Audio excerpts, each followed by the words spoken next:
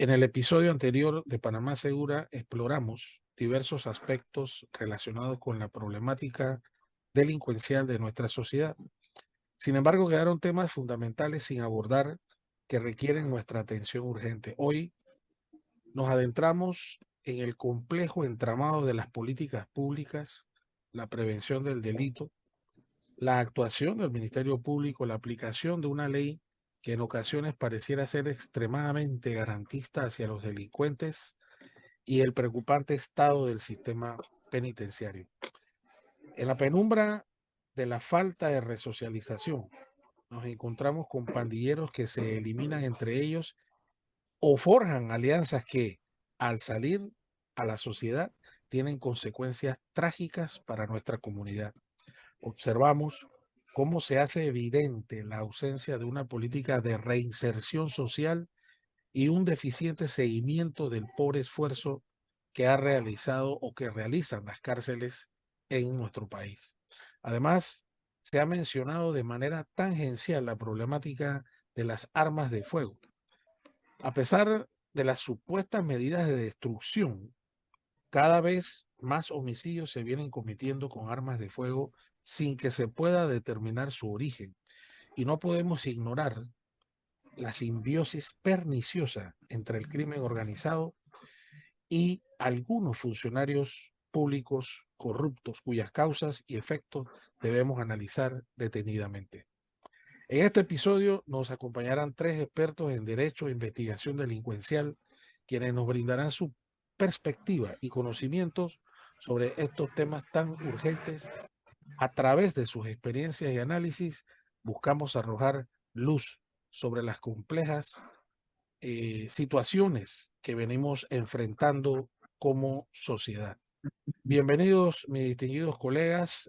Para mí es un honor tenerlos en Panamá Segura. Con nosotros tenemos al licenciado Julio Alonso, al licenciado Octavio Nicolau y al licenciado Ricardo López. Vamos a empezar con don Julio. En el marco de las políticas públicas y la prevención del delito, don Julio Alonso, ¿cuál es la importancia de las políticas públicas en la prevención del delito? ¿Y cómo pueden impactar estas políticas públicas en la reducción de la violencia y de la delincuencia? Sí, buenas tardes, Víctor, compañeros, amigos que escuchan el programa y lo ven. Primero, ¿qué es política pública? ¿Cómo se come eso? Venimos hablando hace 15, 16 años de lo que es la política pública y que esa es una solución al problema creciente de la delincuencia. Yo tengo un amigo mío que trabajó en investigación, es un profesional excelente, pero muy arraigado a las partes sociales. Me decía, yo tengo la teoría del ombligo. La teoría del ombligo. ¿Cuál es esa teoría del ombligo? Cuando nosotros recibimos información delincuencial o vamos a hacer una investigación, recibimos a un hombre, a un sujeto o a una mujer que ya está a mitad de su camino y ya nosotros tenemos que trabajar con esa mitad hacia arriba. La mitad hacia abajo, que pudo haber sido una persona de raíces fuertes, no fue educado así y se ve enredado en el problema de la criminalidad. Entonces ahí vemos la parte social y la parte de las políticas públicas criminológicas o criminales, que son dos cosas diferentes, donde el Estado ha abandonado estos años, que es esa visión de poder prevenir y poder ayudar a que los crímenes bajen, dando oportunidades y estando donde debe estar, participando, educando, no siendo un gobierno paternalista, pero se ha abandonado. Actualmente tenemos la ley 328 del 10 de octubre de 2022, que por fin aterriza lo que es las políticas criminológicas con una secretaría. Pero lamentablemente, como siempre en Panamá, no ha sido reglamentada.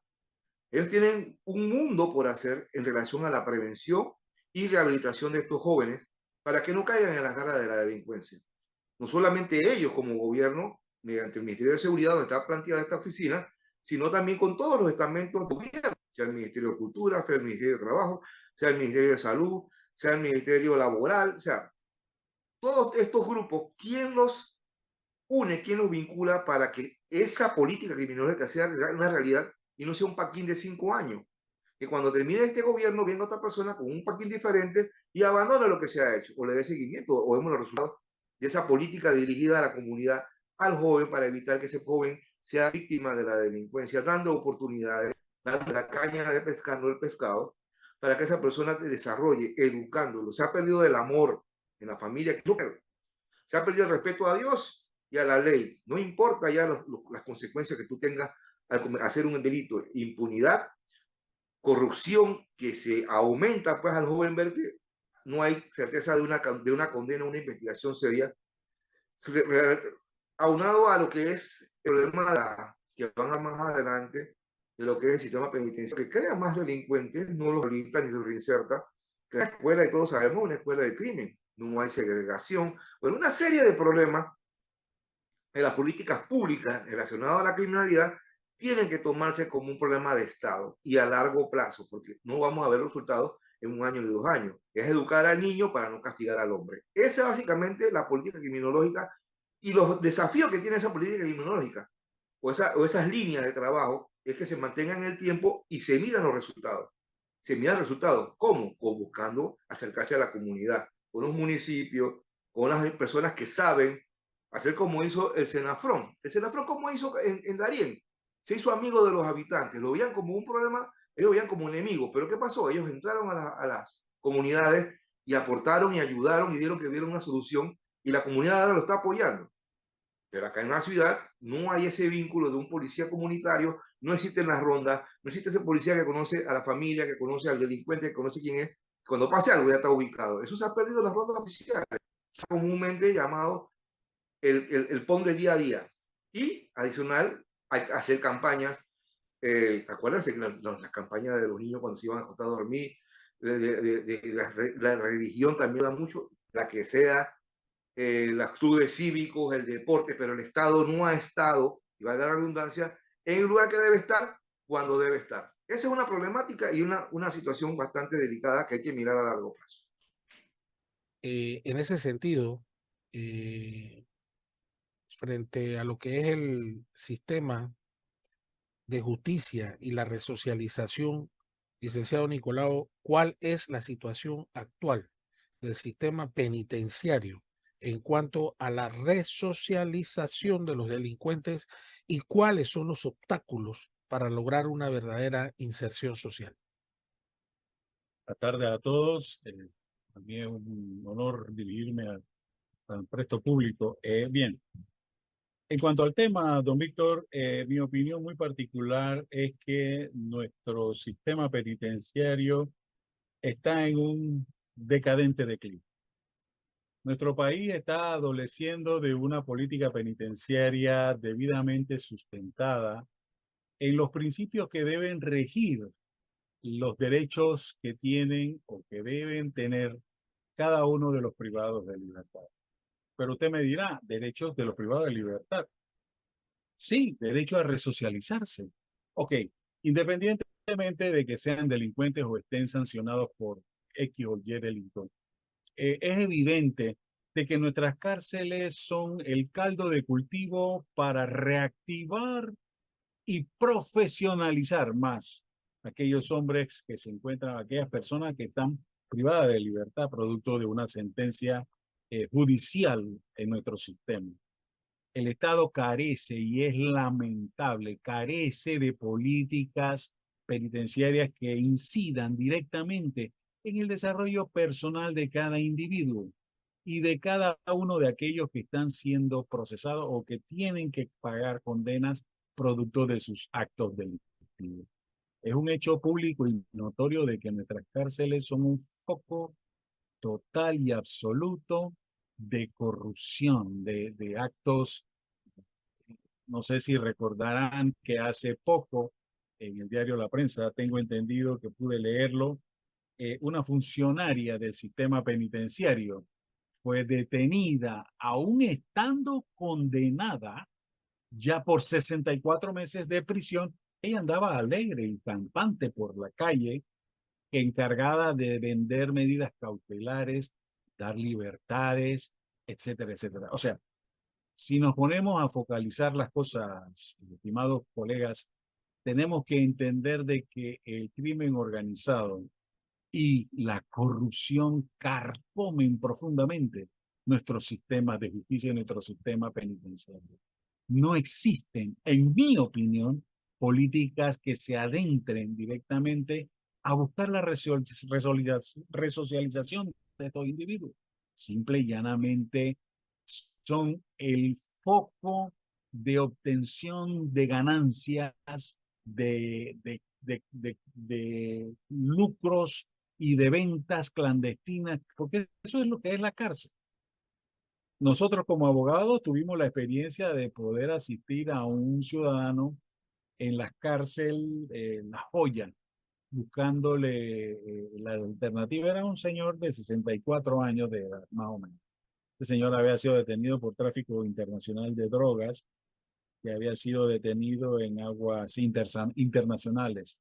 Pero resulta y pasa de que cuando nosotros nos apersonamos al lugar, el señor sufre un infarto. Y este señor, pues, fue llevado a la enfermería y todo lo demás para que fuese atendido en, por lo menos en los primeros auxilios.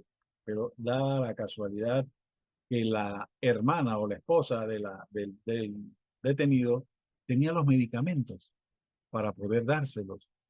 Y resultó que cuando lo vamos a entregar, dice que esos medicamentos no podían pasar porque eso primero tenía que ir a sistema penitenciario. Y lo entendemos porque es un procedimiento de rigor para que se registrase, pensábamos nosotros.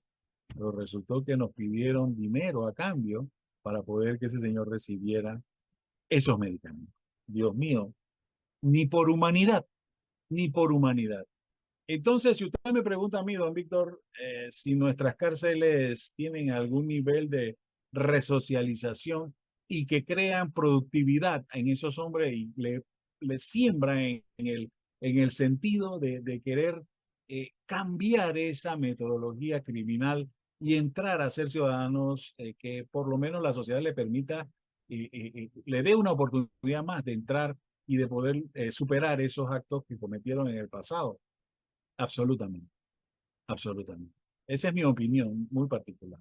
Don Ricardo López, nos gustaría en ese contexto de las armas de fuego y la corrupción, ¿cuál es la situación en cuanto al acceso a armas de fuego y qué factores contribuyen a su proliferación en la sociedad?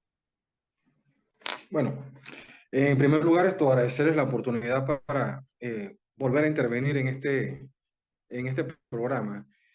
Básicamente, mientras que el crimen organizado tenga los recursos astronómicos que ellos manejan, ellos van a tener acceso a las armas de fuego.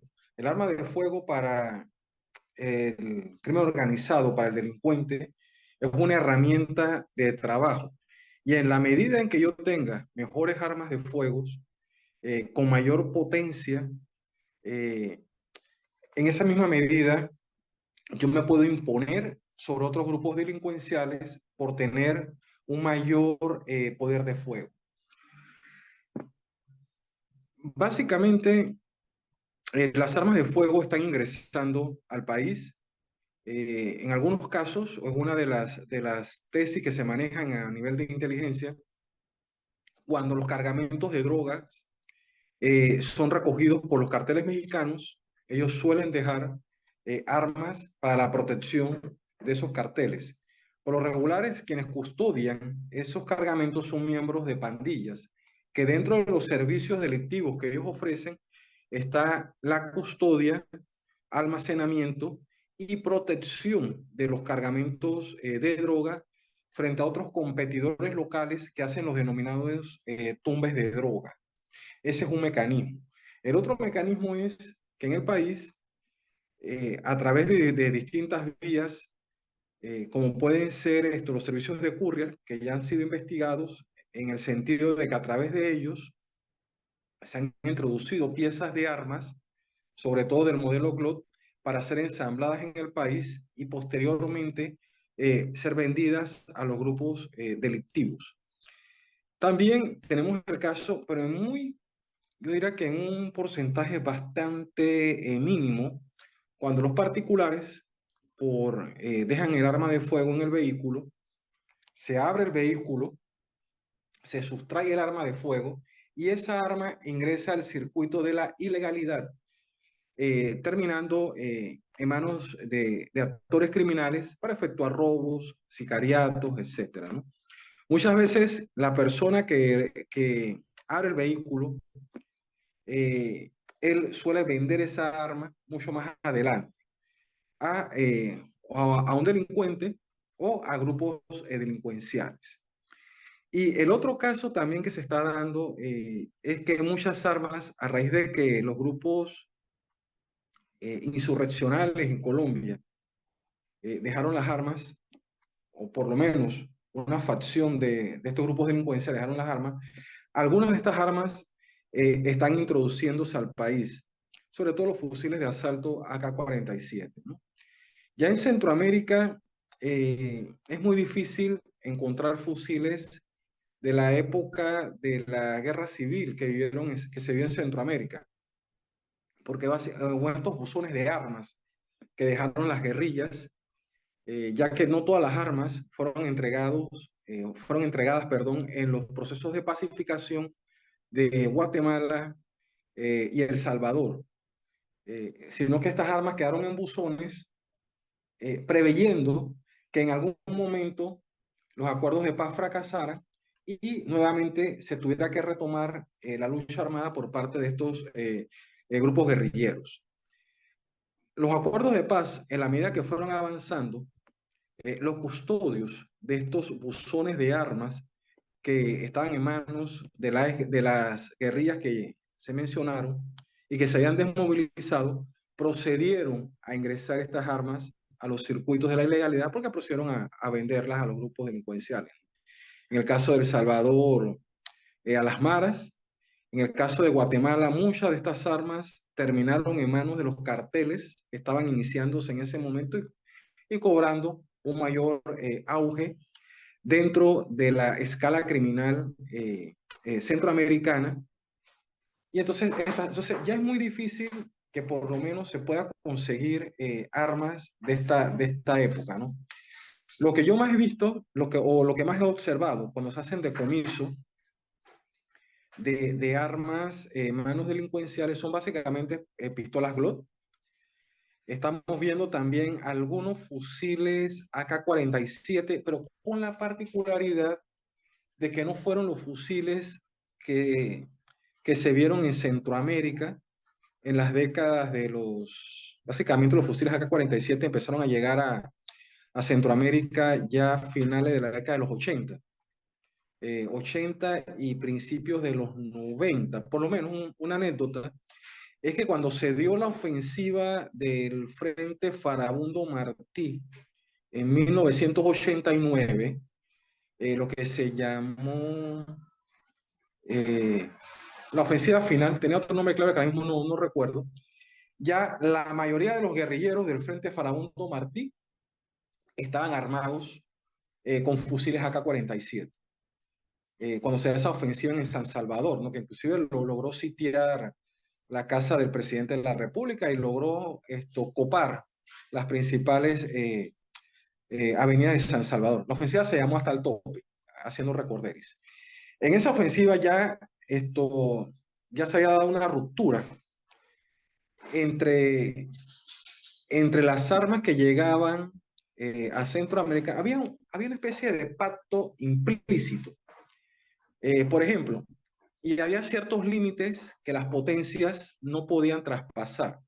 En ese momento estaba vigente la guerra en Afganistán y los Estados Unidos proceden a entregar los misiles tierra-aire Stinger a los mujahidines afganos. Bueno, ese fue el rompimiento del acuerdo tácito entre las potencias y la Unión Soviética a través de sus países satélites como Cuba, Nicaragua, empiezan a hacer los canales de distribución en Centroamérica para entregar entonces armas ya del bloque soviético. Aquí llegó muchos fusiles de Checoslovaquia, llegaron muchos fusiles a Centroamérica de Alemania Oriental, que son de muy buena calidad, inclusive el fusil AK-47 de Alemania Oriental es superior inclusive al mismo ruso o al mismo soviético, ¿no?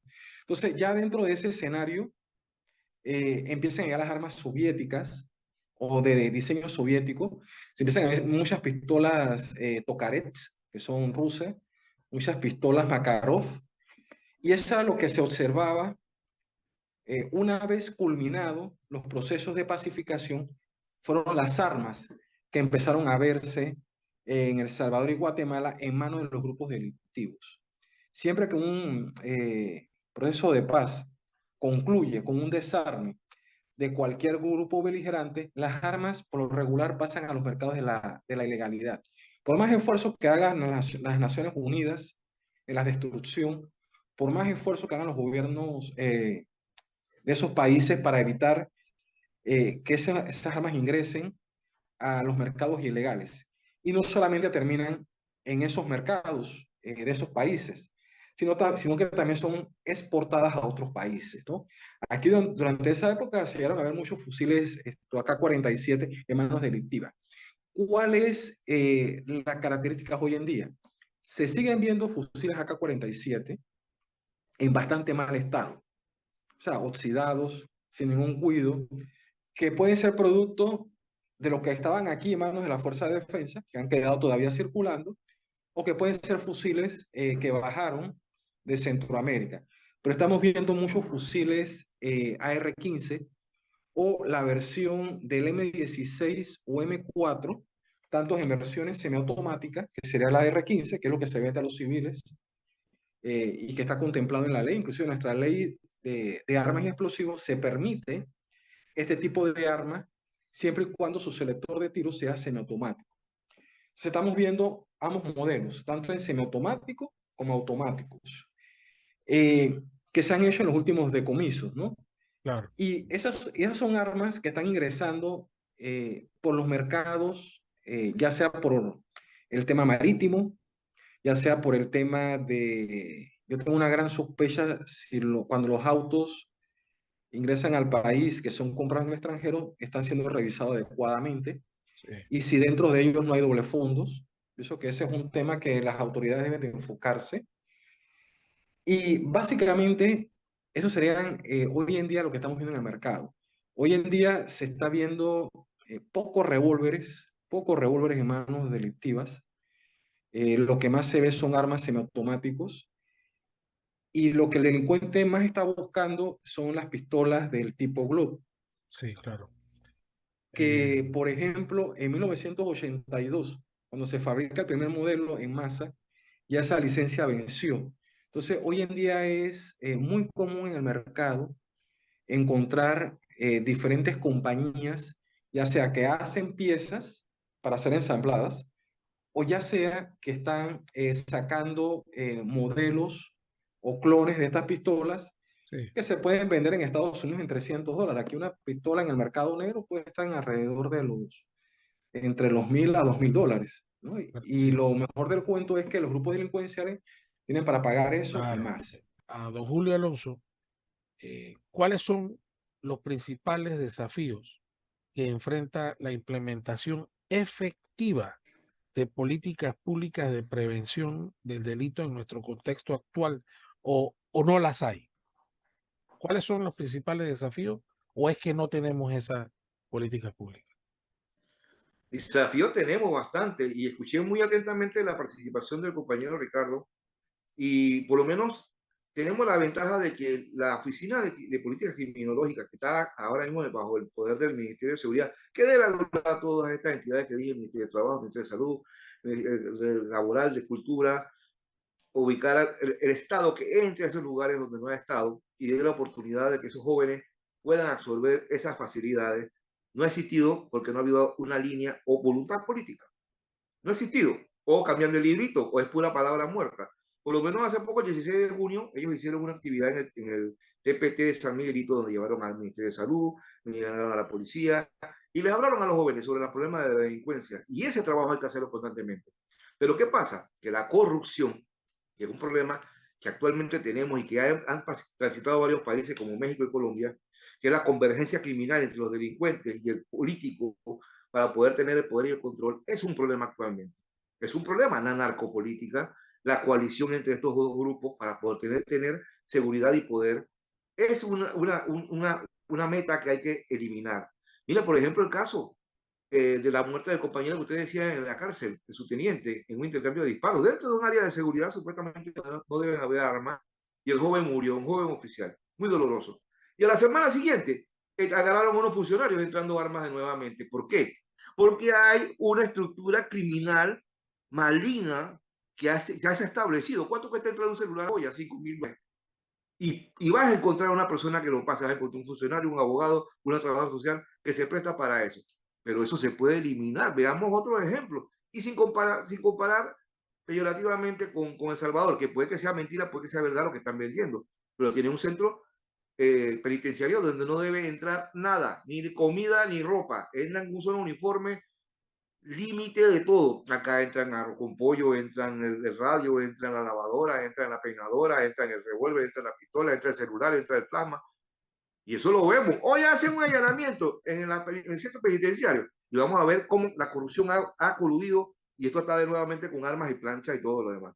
El otro aspecto de la estructura criminal y que no hay una certeza de una investigación, porque si hace un funcionario, podríamos elevar esta situación a nivel legislativo y ser drástico de que a funcionario que se le compruebe que ha sido coludido por el narcotráfico, por crimen organizado, se le triplique la pena, que ayuda a matar a un compañero de la policía, o que hayan varios muertos. Eso es una ayuda terrible. Bueno, aumentémosle las penas, a ver si se atreven. Pues se van a atrever, porque no hay temor a Dios, no hay temor a la justicia.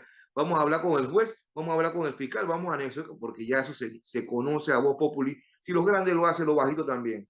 Porque todo el mundo aquí, la cultura es el juega vivo. En Puerto Rico, usted está en un restaurante y mira a otra persona así, 5 segundos, el tipo le está mirando, ¿qué me estás viendo? Y ya está con el arma en el 5. Nosotros no somos así. Nosotros somos una comunidad de paz. Otra situación que también tiene que ayudar a las políticas públicas, y que es una queja generalizada, es la casa de paz. Ya nadie cree en las casas de paz. Nadie cree en las casas de paz. Nadie cree en el Ministerio Público por una denuncia. Y si la ponen, como hubo un comentario de una radio la otra vez que fue muy válido, ¿a quién tú le das esa información? Pones una denuncia, ¿a quién se la vas a dar? Si inmediatamente puede que maten a la persona que la dio o lo amenace. ¿Por qué? Porque estamos coludidos en la corrupción, que es una meta que hay que eliminar. ¿Con qué? Acusaciones serias y depurando a nuestros organismos de seguridad, a nuestro Ministerio Público, que también tenemos que señalarnos, inclusive al órgano judicial, que se prestan para estas cochinadas que hacen que a la vista del delincuente que sea fácil. Inclusive yo pago 3 años y me llevo 4 años, me llevo 6 billones, devuelvo 2 y me quedo con 4 y es algo bien. Esa era la distinción de dominio que buscaba quitarle los recursos. Pero hemos tenido ya una serie de aparatos criminal a todos los niveles que nos hace difícil. ¿Cómo lo combatimos? Con educación, con conducta, con buenos valores, que esos padres que fueron niños y que se embarazaron o fueron padres niños también tengan la guía del Estado, no un Estado paternalista, un Estado interventor en esa parte. Me decía un compañero, mira, drástico, toda persona que tiene a los 18 años de edad y no haya cumplido con su secundaria, no se le va a entregar la cédula hasta que cumpla con su secundaria. El Estado le va a ayudar para que se gradúe, que tenga una profesión y le va a dar seguimiento. Nadie va a recibir su cédula, es una cosa drástica, si no presenta su certificado del sexto año, para que esa persona tenga la oportunidad laboral. Y el Estado tiene la obligación de ubicarlo de una forma responsable. Seguimiento, empadronamiento, eso lo tienen que hacer los municipios. Tenemos que venir de abajo hacia arriba, eliminar esa cultura de jugador panameño. Es difícil, pero tenemos que minimizarla. Que los niños vuelvan a creer, que los niños vuelvan a creer en la justicia. Ni yo mismo creo en la justicia ya. Como en estos casos donde evidentemente la persona ha cometido un delito y sale por la puerta ancha y tú te quedas pensando, ¿pero qué pasó aquí? No, un tecnicismo legal, algo abajo de la mesa, y entonces nos hemos convertido en un país de convergencia criminal y corrupto, por donde ya pasó México, por donde ya pasó Colombia, por donde han pasado otros países como Guatemala, donde han detenido a grandes jefes, presidentes. Aquí no hemos tenido presos por corrupción a presidentes. Ninguno. En Costa Rica, ejemplo. En Brasil, ejemplo. O sea, tenemos que buscar la forma de que nuestra cultura, nuestra educación, se mire a la justicia. Nuevamente, a creer en la justicia y a esas políticas públicas, dirigirlas a las bases que es la juventud. Educa al niño y no castigarás al hombre. Esa es una métrica de hace muchos años y la hemos perdido. la televisión, las buenas costumbres, la ética, la moral, la religión, la asociación deportiva, todo eso tiene que alinearse, pero ¿quién lo tiene que hacer? El Estado, ¿por medio de quién? Del Ministerio de Seguridad, de la Policía, del Senafrón, sí, tiene que reunirse con el Ministerio de Salud, el Ministerio de Educación y hacer una línea seria, medible, a corto plazo para ver resultados. En ese sentido, le preguntamos a don Ricardo López, ¿cuál sería la relación entre el crimen organizado y la corrupción de funcionarios públicos en el acceso y el tráfico de armas ilegales? Y ¿cómo ve usted a futuro la posibilidad de implementación de políticas que puedan reducir la disponibilidad de las armas? ¿Volveremos a una veda? En primer lugar, tenemos que aclarar dos situaciones. Uno, lo que es el legítimo tenedor o propietario de armas de fuego, que cumple con toda una serie de procesos, que básicamente es un viacrucis para que el ciudadano honesto pueda obtener un arma de fuego para su defensa, para deporte, en fin, para múltiples actividades que no necesariamente guardan relación con el tema de la defensa personal. Y el otro tema, que es el que a todos los ciudadanos honestos nos preocupa, es el tema del acceso de armas eh, por la vía ilegal. En este sentido se habló de políticas criminales. Yo considero que dentro de esas políticas criminales, y no puedo entrar en la etapa de resocialización porque yo no soy experto en resocialización, mi experiencia siempre ha sido en el tema de inteligencia y en el tema de represión del delito como investigador criminal. En ese sentido, yo tengo que elaborar dentro de mi política criminal ¿qué voy a hacer yo con el tema de las armas ilegales? A mí se me ocurren varios planteamientos para tratar de buscar un marco de solución a ese problema planteado. Uno, el trabajo de inteligencia. El trabajo de inteligencia no solamente debe estar enfocado en el tema del narcotráfico, sino también en el tema de cómo están ingresando las armas ilegales en el país y que cada día yo como un observador veo que están ingresando armas de muy buena calidad al mercado. Inclusive hay armas que durante el periodo de la veda no podían ingresar, obviamente porque había una veda, y aquí se veían armas sumamente, le pongo una relación, el arma había salido un año anterior, ¿no? Por lo regular las armas salen en el show de Las Vegas de cada año, y esa arma a los 6 meses ya estaba en el país circulando en manos ilegales. Entonces ahí tiene que haber canales logísticos de aprovisionamiento para los actores criminales. Entonces, ese debe ser un trabajo o eso debe ser un objetivo de inteligencia, ya sea a nivel de inteligencia estratégica, Consejo de Seguridad, o a nivel de inteligencia táctica u operativa, que es el caso de la Policía Nacional con el DIP. O sea, ese debe ser una prioridad para identificar esas rutas ilegales y en la medida en que yo le voy cerrando las rutas a las armas ilegales, se le va a hacer más complejo al sicario poder actuar. Y hay otro punto. No recuerdo las estadísticas en este momento con esa actitud, pero yo me atrevería a afirmar que más del 70% de los homicidios que se están cometiendo hoy en día, según estadísticas del Ministerio Público, para dar un número entero, son productos de armas de fuego ilegales. Otro tema, se tiene que replantear el tema y hacerlo a nivel masivo, a nivel provincial, el de los famosos intercambios de armas, por comida, por bonos, como sea.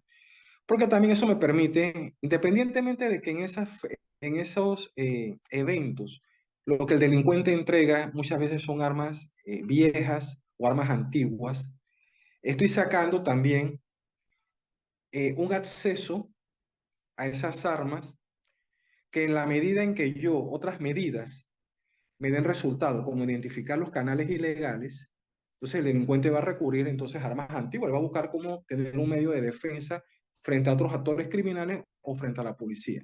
Allá tenemos dos medidas concretas. Y lo otro podría ser lo que es la denuncia ciudadana, que la persona que sepa que hay un arma ilegal lo denuncia a través de canales y que se hagan los elementos respectivos. En la medida, vuelvo e insisto, en que yo controle, ¿no? Y hay otro tema.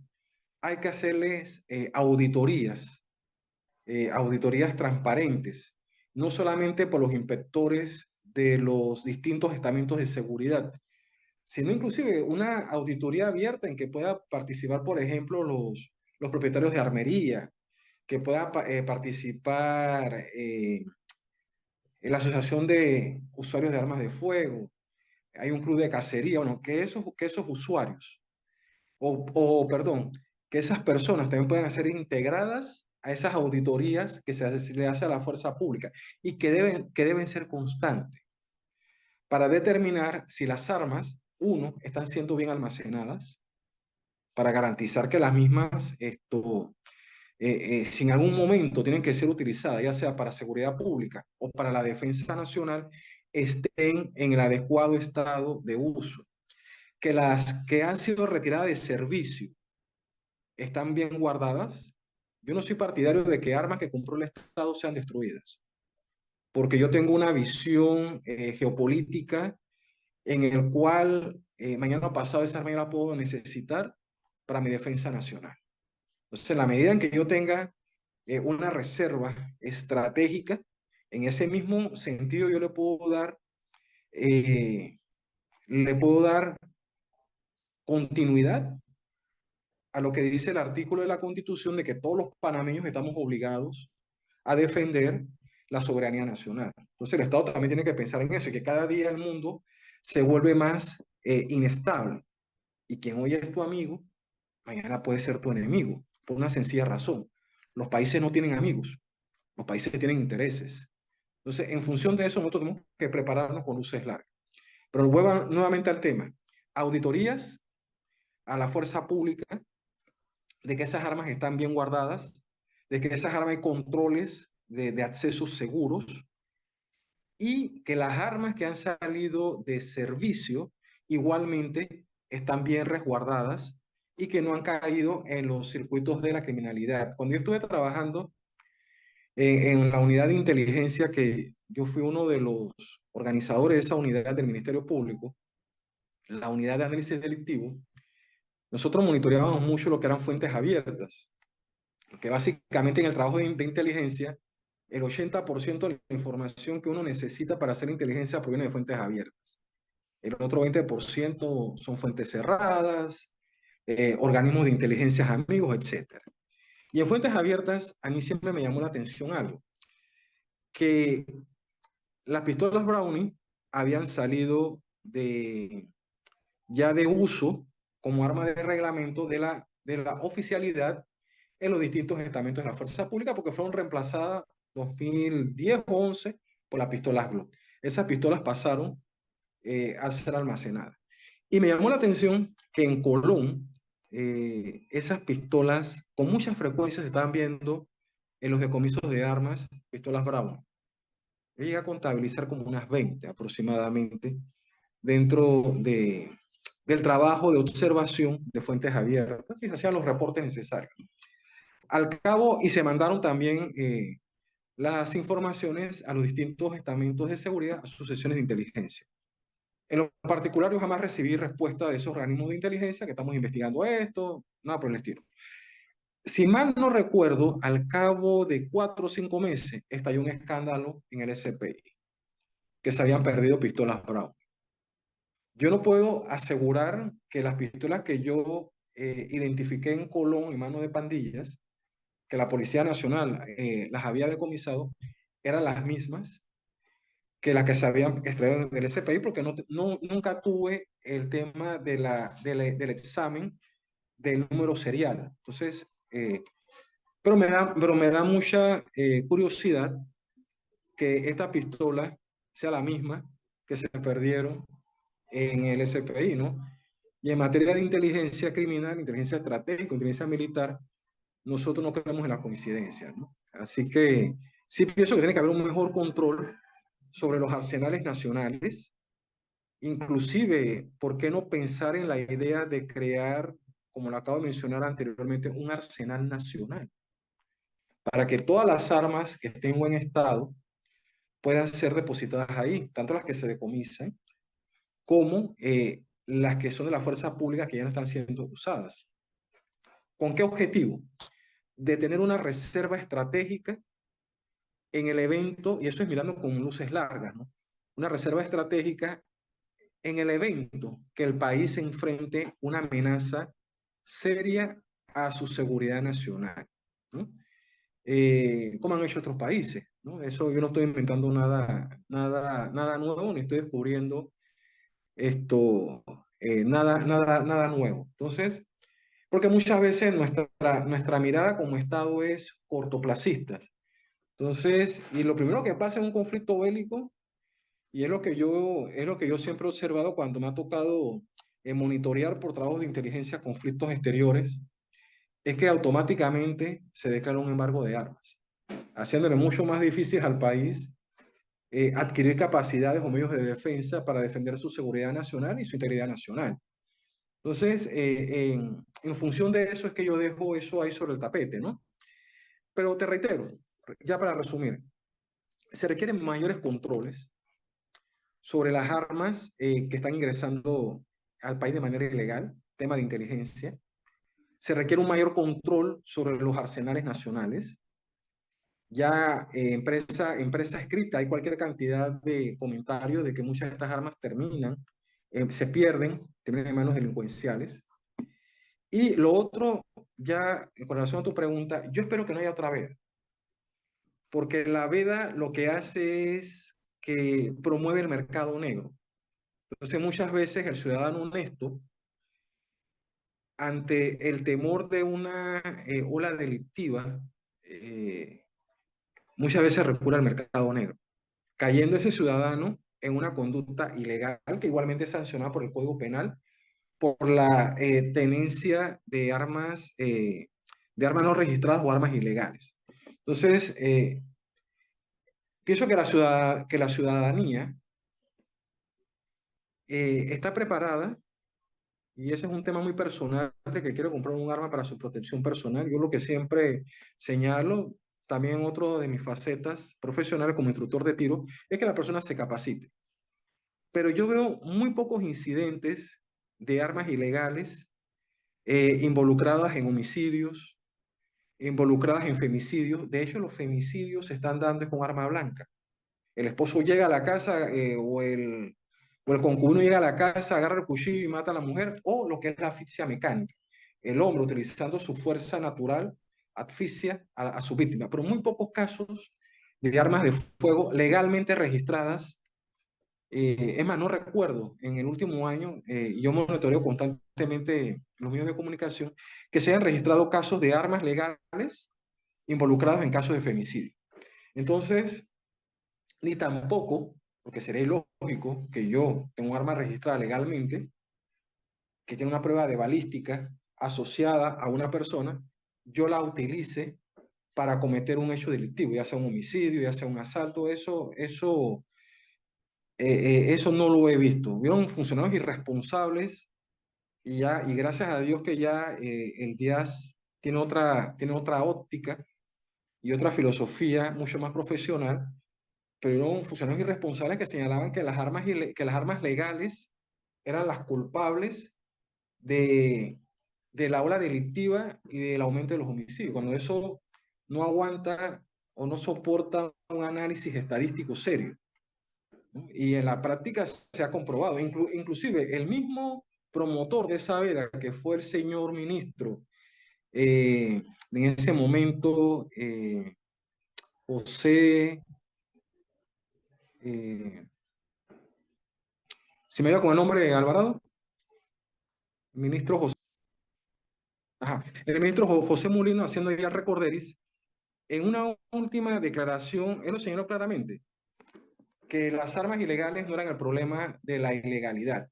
Básicamente se tomó eso como excusa para promover una veda que yo en ningún momento le hallé sentido, y que esa veda inclusive promovió la corrupción de funcionarios dentro de la Dirección de Seguridad Pública. Y los casos ya son conocidos, ¿no? y ya no vale la pena mencionarlos. Inclusive hasta un comisionado también estuvo involucrado en el caso del tráfico de armas ilegales junto a una persona asiática, ¿no? Entonces, en la medida en que yo cree esa prohibición, lo que voy a facilitar es que aumente el mercado negro y que aumente los precios, obviamente, ¿no? Así que, básicamente, control de los estamentos de seguridad en sus auditorías de los armamentos, tanto por las inspectorías generales y, si se puede, para un proceso de transparencia, involucrar a particulares que conocemos del tema de armas de fuego, ya sea a nivel histórico o a nivel profesional. Eso que ese es un aporte porque le daría eh, mucha mayor credibilidad a ese proceso de auditoría. No comparto el criterio de destruir armas que han sido parte de la historia de la fuerza pública, precisamente porque es parte de la historia de la fuerza pública y que pueden servir en algún momento para la defensa nacional. No, que el arma está vieja, que el arma es anticuada, eso es falso. Hoy en día las fuerzas ucranianas, los tanquistas, están utilizando el fusil Uzi, ¿no? Que aquí en nuestro país fue utilizado. O sea, ningún arma es anticuada, ningún arma es vieja. Después que se le dé el debido cuidado, puede ser implementada, ya sea en retaguardia, ya sea para una guerra irregular, en un proceso o en una estrategia de defensa nacional, ¿no? Entonces, básicamente, eso es lo que quería comentarle. Interesantes las aportaciones de don Ricardo López sobre este tema de la disponibilidad de armas en la sociedad y su uso que pudiera ser inadecuado, ¿no? Ahora queríamos preguntarle al licenciado Octavio Nicoló qué medidas, a juicio suyo, se podrían tomar para alcanzar una mejor resocialización en las cárceles y garantizar un seguimiento efectivo una vez que los individuos sean liberados, porque se ha dicho en los medios, se ha dicho mucho de que las cárceles vienen a convertirse como unas escuelas de especialización y perfeccionamiento de los delincuentes, donde inclusive salen con alianzas, eh, nuevos métodos, nuevos contactos, y que lo que hacen es que fortalecen la delincuencia lejos de aislarse de ese mundo. A su juicio, ¿cuáles podrían ser algunas medidas para mejorar el trabajo de cumplimiento y resocialización y reinserción que el sistema penitenciario panameño pudiera implementar? Bien, dándole seguimiento al tema, yo tengo que ser muy directo en cuanto a determinar algunos temas, algunos factores de riesgo que a mi juicio han incidido en esa particularidad. Y uno de ellos, a mi juicio, por favor, es a mi juicio, es la falta de voluntad política del Estado. Hay una evidente falta de voluntad política porque ningún gobierno quiere pagar el precio de este tema. Ninguno, bajo ninguna circunstancia. ¿Por qué? Porque esto representaría una merma para sus intereses políticos, toda vez de que la participación ciudadana en cuanto a la opinión o verter su opinión sobre las políticas de resocialización de nuestros centros penitenciarios sería vasto, sería enorme. Las deficiencias, enumerarlas, nos quedamos toda la noche aquí, Víctor, y no terminamos. Es evidente que ese sacrificio político traería como consecuencia la implementación de fuertes medidas internas que de alguna forma u otra serían particularmente la de tratar de dimensionar la deficiencia, buscar las falencias que dentro de nuestro sistema penitenciario son evidentes. La falta de controles, los custodios que se prestan para el tráfico interno. La pregunta que surge, ¿cómo llegan esas armas de fuego a nuestros centros penitenciarios? Y la respuesta es sencilla, ¿a través de quiénes? De los custodios. Y lamentablemente en ese grupo de custodio hay fuerza que la conocemos, que es la Policía Nacional. Y no podemos tampoco responsabilizarlo todo a ellos, porque también hay custodios civiles que también juegan su papel interno, que de alguna manera u otra incide en este tipo de actos criminosos. Lo cierto es de que si tú me preguntas a mí, las políticas de resocialización sería, no sé, sería como muy trillado hacer referencia de los conceptos que en nuestra idea el gobierno salvadoreño ha puesto en práctica. Y hay que llamarlo así, señores. Como bien dijo Julio, sea cierto, sea falso, las estadísticas y los números hablan por sí solos. En un país que no antes el homicidio era el pan nuestro de diario, pan de ellos diario, se ha reducido expresivamente. Entonces, ¿cuál es ese fenómeno que ha habido o que se ha implementado dentro de la República Salvadoreña? Lamentablemente hay un fenómeno que no les gusta a muchas personas que se mencione, que es el fenómeno Bukele. Esa es una gran realidad, pero la pregunta que surge, ¿cómo pudo controlar esa situación dentro de este país? ¿Cómo se pudo controlar? ¿Qué trama o qué organización interna tuvo que aferrarse ese señor para poder lograr mantener un nivel de seguridad nacional, siendo duro con esas personas? Y la prueba está de que todos los países, los organismos internacionales han hecho un escándalo por el maltrato que se le da a los presos. Y si te pones a ver, en contraposición, nuestras cárceles están abarrotadas de delincuentes que tienen mal que bien tres comidas. ¿Cuántos panameños en la calle, en los barrios, en cualquier sector donde la pobreza se vea galopante, tienen esos tres golpes? Seamos honestos, seamos sinceros. Entonces, la represión que viene a contraparte de que si por alguna razón te encuentras que fulanito que acaba de salir del centro penitenciario X, lo asesinan saliendo de su casa, o si no lo matan en una fiesta, o si no le disparan en la casa ajena y mueren inocentes. Entonces, ¿de qué estamos hablando? Esas son las represalias que el crimen organizado se toma. Pero entonces, ¿cómo podemos reprimir? ¿Cómo podemos prevenir? ¿Cómo podemos hablar de políticas preventivas si el propio Estado está navegando, está improvisando, no está aterrizando por un solo factor: voluntad política? Eso se llama voluntad política.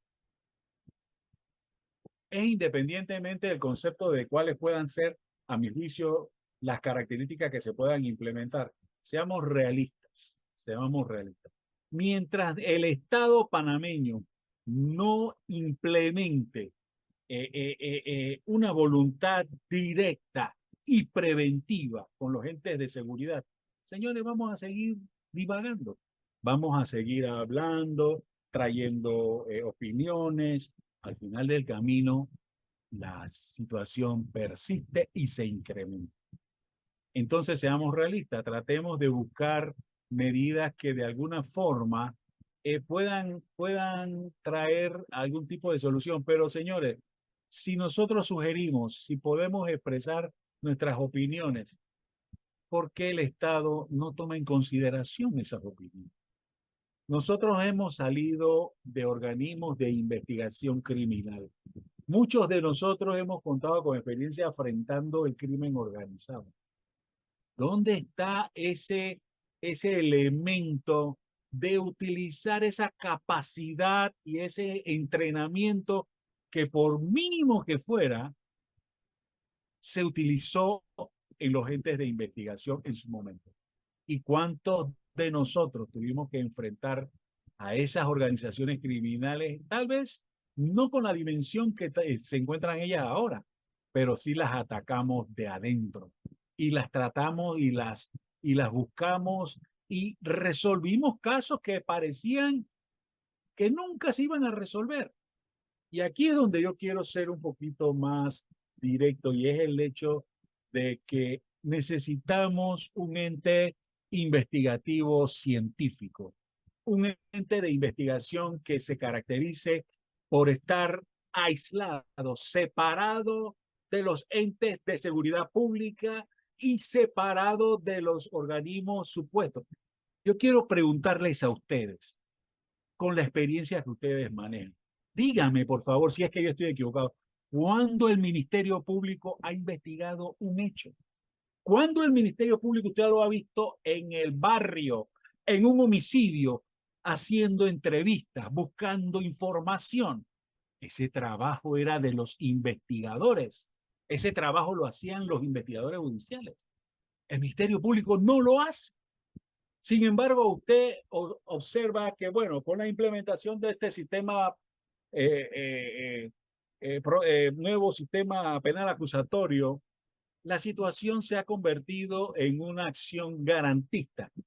Es ahí donde entran muchos eruditos a entender y a señalar, señores, ¿dónde está el derecho de las víctimas? ¿Dónde está el derecho de aquel que ha sido ofendido? ¿Por qué premiar a delincuentes de cuello blanco o delincuentes criollos con medidas cautelares distintas a la detención preventiva? ¿Cómo usted puede llegar a un acuerdo de pena? Ah, pero la respuesta es que la ley lo permite. Entonces, cuando se hizo esa ley, ¿dónde estaban esos señores que se metieron de lleno a la implementación de este procedimiento y no previeron la posibilidad de darle a esos delincuentes las sanciones y la certeza del castigo a los que tienen derecho? Seamos realistas, señor. Esa es mi humilde opinión. Pero lo cierto es de que seguimos viviendo una especie de epifanía. Ojalá que quien venga ahora en el 24 pueda surgir. Señores, seamos realistas. El panorama político en este país es tenebroso y oscuro. Y lo digo muy honestamente. Esto debe ser una especie de ponernos a pensar quiénes serán los que nos van a gobernar en el futuro. ¿Quiénes son los que tienen la responsabilidad de votar por esas personas? Somos nosotros. ¿Quiénes los ponen? Nosotros. Ah, que me dio, que no me dio. Ese no es problema de nadie. Eso es problema de la conciencia de cada cual. Pero en el fondo, señores, entendamos de que esta situación, más que un tema de Estado, es un problema que involucra a nuestra sociedad. Y nuestra sociedad está tan enferma que todavía sigue pensando en pajaritos premios. Y eso es lo que yo trato de analizar. Y a veces siento que mi opinión es como muy directa y muy tomada o desenfocada en ese señor. Nosotros podemos pensar y hacer y referirnos a políticas y poner mesas. Aquí la gran panacea es la mesa esta, la mesa de los vetos, la mesa de no sé quién. Al final del camino, ¿dónde están esas mesas? ¿Dónde quedaron? ¿Dónde están? Al final del camino, nada. Y Víctor, me parece a mí interesante porque estos foros hacen una especie de punto y aparte de que el panameño no es el mismo que era hace 20 años atrás. El panameño hoy día es muy maduro, tiene mucha capacidad analítica y entiende que aquí el problema no es el Estado, somos nosotros quienes ponemos a nuestro gobernante. Esa es una realidad. Entonces, seamos un poquito pragmáticos y entendamos, perdón, que lejos de que podamos nosotros sugerir, claro, es nuestro deber como ciudadanos externar nuestras opiniones y tratar de buscar algún tipo de asidero para que seamos escuchados y que por lo menos alguien, alguna persona, nos tome en consideración y por lo menos se pueda asir a las opiniones como expertos que en una vez ustedes son perfectamente los testigos de que el crimen organizado hace 20 años atrás no es lo mismo que es ahora. no es lo mismo. Yo recuerdo en mis años de juventud, que ya hace bastante tiempo de eso, que cuando uno salía a la calle y veía un uniformado, eso era como decir, hermano, párate bonito porque lo que te viene bajando es candela. El solo uniforme de ese policía infundía respeto y autoridad. No porque podíamos tenerle miedo a él como persona, sino por la investidura que ese señor pudiera tener. Y era una situación muy respetuosa. Hoy día te encuentras a 3 bribones dándole de trompadas a un policía en una calle sin importarle un bledo.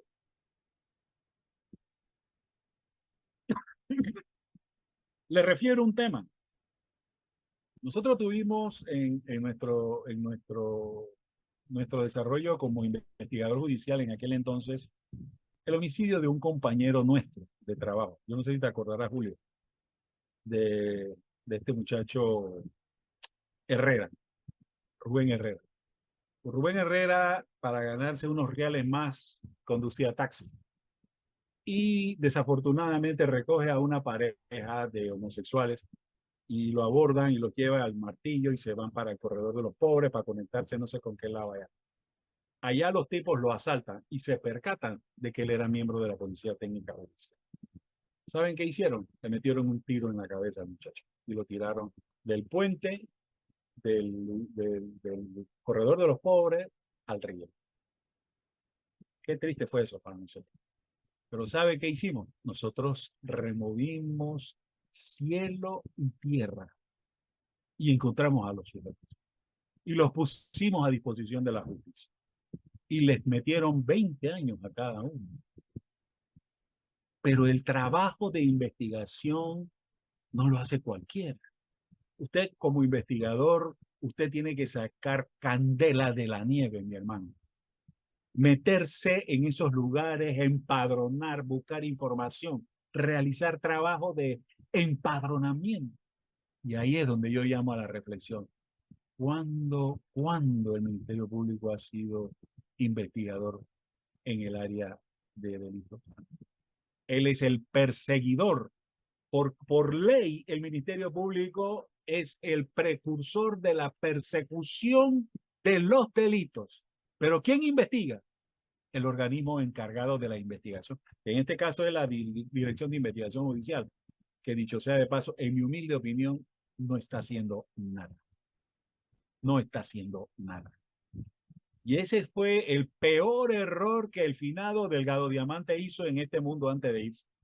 Haber sacado haber desintegrado a la Policía Técnica Judicial, porque era el ente de investigación científico que tenía la justicia panameña. Y tú no tienes idea, Víctor, la cantidad de coordinaciones que se hacían entre tanto el organismo de medicina legal, los funcionarios que tenían que ver con temas de dactiloscopia, con temas de reseña criminal, los investigadores, y eso lo digo con propiedad y con orgullo porque yo lo hice, nos metíamos con ellos. Oye, tengo información, hay un tal Perepe que vive en la multi de tal lugar. Dime cuántos Perepes están reseñados en ese edificio. ¿Tú lo tienes? Sí, ¿cómo no? Vente para acá. Ra. Y ahí nos íbamos. Uno por uno, si eran 10, uno por uno íbamos recogiendo la información. Y hasta lograr tener la certeza de que quien estaba, nosotros éramos los que le presentábamos al Ministerio Público el expediente, los informes de investigación, las actuaciones de calle. Aquí está, señor fiscal. Tome usted la decisión. Creo que estamos totalmente certeros en pensar de que fulanito de tal tuvo que ver en el tema. Y la presunción de inocencia se respetó siempre. Siempre. Es decir, tenemos que ser prácticos, ¿viste? Sí. No tenemos un centro de investigaciones científico en este momento. No lo tenemos. Salvo que en estos momentos se esté haciendo algún tipo de gestión para lograr incorporar a la PTI o a la Policía Nacional el Instituto de Medicina Legal y Ciencia Forense que tiene que ver con los temas que tienen que ver con los récords policivos, las reseñas, las huellas dactilares y todo esto. Salvo que se esté haciendo. No me consta. ni tampoco lo puedo negar, pero han habido intentos de que eso ocurra. Así es que Sí. yo llamo a la reflexión, hago un llamado a la voluntad del Estado, a la voluntad política de este país, para que se ponga a entender que en Panamá existen hombres y mujeres probos, hombres y mujeres que están dispuestos a hacer el trabajo, Claro. pero falta voluntad política. Gracias, don Octavio. Muy atinados sus comentarios. Eh, el día de hoy, pues, con nuestros invitados, don Julio Alonso, Octavio Nicoló y Ricardo López, hemos podido abordar lo que es la política pública y la prevención del delito en nuestro país, el sistema de justicia, la resocialización, la labor del Ministerio Público, la incidencia de las armas de fuego y su relación con algunos funcionarios corruptos, incluso se han comentado muchas otras cosas que merecen mucho más tiempo para seguir profundizando. Desafortunadamente el reloj siempre obra en nuestra contra. Sin embargo, prometemos que en el futuro iremos desmenuzando esta maraña, esta complejidad de temas que son de interés colectivo y que deben ser abordados no solamente con conocimiento, con causa, sino con la referencia de personas que han trabajado en inteligencia, han trabajado en investigación criminal, han trabajado en el sistema inquisitivo y el sistema acusatorio, personas que tienen mucho reconocimiento por su trayectoria y que están muy activas en esto de la formación de opiniones en nuestra comunidad y que seguiremos aprovechando en el futuro. A todos ustedes, muchas gracias por su participación. Y esperemos que nos podamos ver próximamente en otro episodio de Panamá Segura.